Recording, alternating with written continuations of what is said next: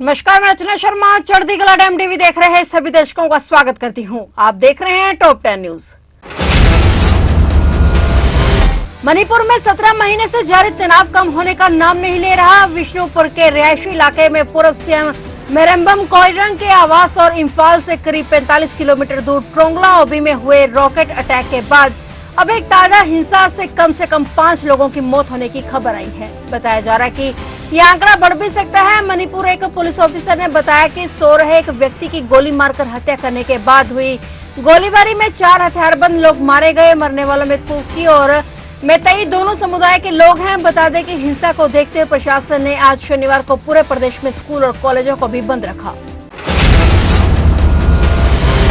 आम आदमी पार्टी हरियाणा के सभी 90 सीटों पर अपने उम्मीदवार उतारने की तैयारी कर रही है। पार्टी प्रवक्ता प्रियंका कक्कड़ ने कहा कि पार्टी हरियाणा के सभी 90 सीटों पर चुनाव लड़ेगी। इसकी घोषणा अगले 2 दिनों में हो सकती है। सूत्रों के मुताबिक हरियाणा में आप और कांग्रेस के बीच गठबंधन में बाधा आ गई थी और प्रियंका कक्कड़ ने कहा कि हरियाणा में हमारी तैयारी अच्छी है। सुनीता केजरीवाल जी बहुत पहले से ही हरियाणा में लगातार चुनाव प्रचार में जुटी हुई हैं। हालांकि कांग्रेस से हमारी बातचीत चल रही है और अभी कहना बहुत जल्दबाजी होगी। ग्राउंड पर हमारा संगठन मजबूत है। सुशील गुप्ता जी कुरुक्षेत्र में बढ़िया काम कर रहे हैं। हमें उम्मीद है कि बातचीत का कुछ निष्कर्ष जरूर निकलेगा। हरियाणा विधानसभा चुनावों से पहले पहलवान विनेश फोगाट और बजरंग पुनिया कांग्रेस में शामिल हो गए हैं। इस पर बीजेपी के पूर्व सांसद पूर्व WFI प्रमुख बृजभूषण शरण सिंह का बयान भी सामने आया है। बृजभूषण शरण सिंह ने कहा कि लगभग 2 साल पहले 18 जनवरी को इन खिलाड़ियों ने एक साजिश शुरू की थी, जिस पर यह सब शुरू हुआ और मैंने कहा था कि यह सब एक राजनीतिक साजिश थी। इसमें कांग्रेस शामिल थी, दीपेंद्र हुड्डा और भूपेंद्र हुड्डा भी शामिल थे। उन्होंने कहा कि पूरी पटकथा लिखी गई और यह खिलाड़ियों का आंदोलन नहीं। अब लगभग 2 साल बाद यह स्पष्ट हो गया है कि कांग्रेस इस नाटक में शामिल थी।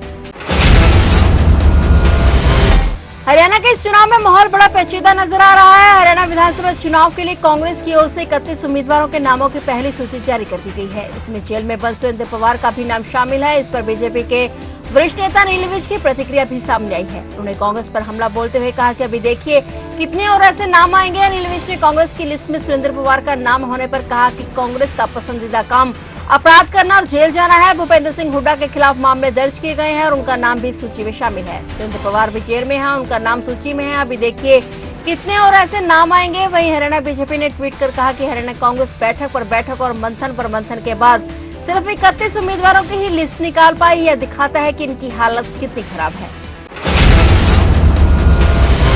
देश भर में आज गणेश चतुर्थी का त्योहार बड़ी ही धूमधाम से मनाया जा रहा है। मुंबई समेत पूरे महाराष्ट्र में गणेश चतुर्थी की विशेष धूम है। सुबह से ही मंदिरों में भक्तों का तांता लगना शुरू हो गया है। आज से बप्पा का आगमन हो गया है और घरों और पंडालों के अलावा जगह जगह गणपति बप्पा विराजे हुए हैं। और इस बीच पीएम मोदी, सीएम योगी समेत तमाम नेताओं ने लोगों को बधाई देते हुए खास कामना की है। इस अवसर पर सभी एकजुट होकर शांतिपूर्ण तरीके से इस महापर्व को मना रहे हैं। माता पार्वती और भगवान शिव के पुत्र गणपति के जन्म दिवस के मौके पर 10 दिनों का उत्सव मनाया जाता है, जो इस बार आज 7 सितंबर से शुरू हो गया और वहीं मुंबई में इस त्योहार का जश्न देखने लायक है। पूरे महाराष्ट्र में इसकी अलग ही रौनक देखने को मिल रही है।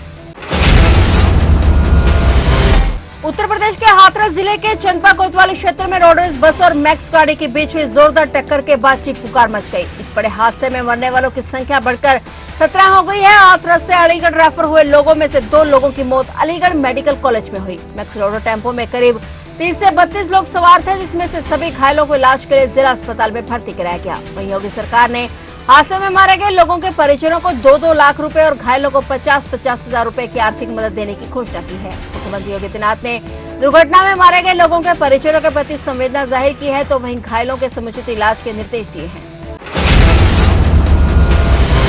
आज जबलपुर रेलवे स्टेशन पर बड़ा ट्रेन हादसा हुआ, जब सोमनाथ एक्सप्रेस ट्रेन के 2 डिब्बे प्लेटफॉर्म पर पहुंचने से ठीक 200 मीटर पहले ही पटरी से उतर गई। यह घटना सुबह घटी और इस दौरान ट्रेन इंदौर से जबलपुर की ओर आ रही थी और प्लेटफॉर्म नंबर 6 की ओर बढ़ रही थी। रेलवे अधिकारियों के अनुसार गनीमत ये रही कि ट्रेन धीमी गति से चल रही थी, जिस कारण कोई गंभीर हादसा या कोई गंभीर हताहत होने की सूचना नहीं है। अभी यात्री सुरक्षित हैं और उन्हें जल्दी उनके गंतव्य की ओर रवाना कर दिया गया। वहीं घटना के तुरंत बाद रेलवे के वरिष्ठ अधिकारी मौके पर पहुंचे और स्थिति का जायजा लिया गया। उन्होंने कहा कि दुर्घटना के कारणों की जांच जारी है। हैदराबाद में एक आइसक्रीम पार्लर पर हाल ही में हुए छापे ने बड़ा हंगामा खड़ा कर दिया है। छापे के दौरान सामने जानकारी ने सबको चौंका दिया है। अधिकारियों ने पता लगाया कि आइसक्रीम में शराब मिलाकर बेची जा रही थी, जिससे ग्राहकों को नशा हो रहा था और इस खुलासे के बाद बड़ी मात्रा में आइसक्रीम और शराब भी जब्त की गई है। मामला आरटीसी क्रॉस रोड पर स्थित एक आइसक्रीम पार्लर का है, जहां पर अधिकारियों ने छापा मारा। छापेमारी के दौरान सोशल मीडिया के जरिए मिली थी और जिसमें दावा किया गया था कि इस पार्लर में आइसक्रीम में नशीला पदार्थ मिलता है और जांच में पाया गया कि इस पार्लर में विस्की मिलाकर आइसक्रीम बेची जा रही थी। अधिकारियों ने छापेमारी के दौरान 3,85,000 रुपए की शराब और 11.5 किलोग्राम आइसक्रीम जब्त की है। आइसक्रीम के सैंपल में हर किलोग्राम में 60 मिली विस्की की मिलावट की गई थी। विधानसभा चुनाव के टिकट के लिए भाजपा में 4 सितंबर से शुरू हुई बगावत थमने का नाम नहीं ले रही। पार्टी के 72 नेताओं और सदस्यों ने पार्टी से इस्तीफा दे दिया, जबकि भाजपा ने अलग अलग स्तर पर रूठों को मनाना भी शुरू कर दिया है और इस बीच दूसरी ओर कांग्रेस में प्रत्याशियों की सूची आते ही विरोध के स्वर उठने लगे हैं। इस से दिल्ली पहुंचे कार्यकर्ताओं ने कांग्रेस मुख्यालय पर हरियाणा कांग्रेस प्रभारी दीपक बाबरिया की गाड़ी के सामने नारेबाजी की। उन्होंने राष्ट्रीय अध्यक्ष मल्लिकार्जुन खड़गे के नाम सौंपे पत्र में कहा कि पूर्व विधायक रामनिवास घोड़ेला और नरेश सेलवाल पर भ्रष्टाचार के आरोप है, इनको टिकट न दिया जाए। वहीं बहादुरगढ़ में कांग्रेस नेता राजेश जून ने 11 सितंबर को नामांकन करने का ऐलान करते हुए कहा कि पार्टी टिकट देती है तो ठीक वरना निर्दलीय चुनाव लड़ेंगे।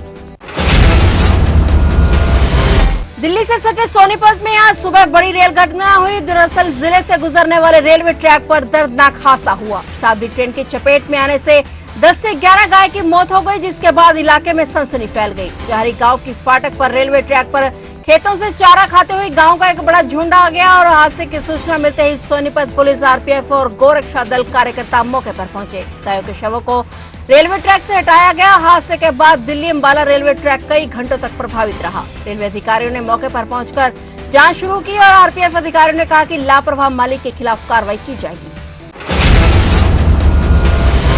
तो आप देख रहे थे टॉप 10 न्यूज और नए समाचारों के साथ फिर से हाजिर होंगे। तब तक के लिए देखते रहिए चढ़ती कला टाइम टीवी।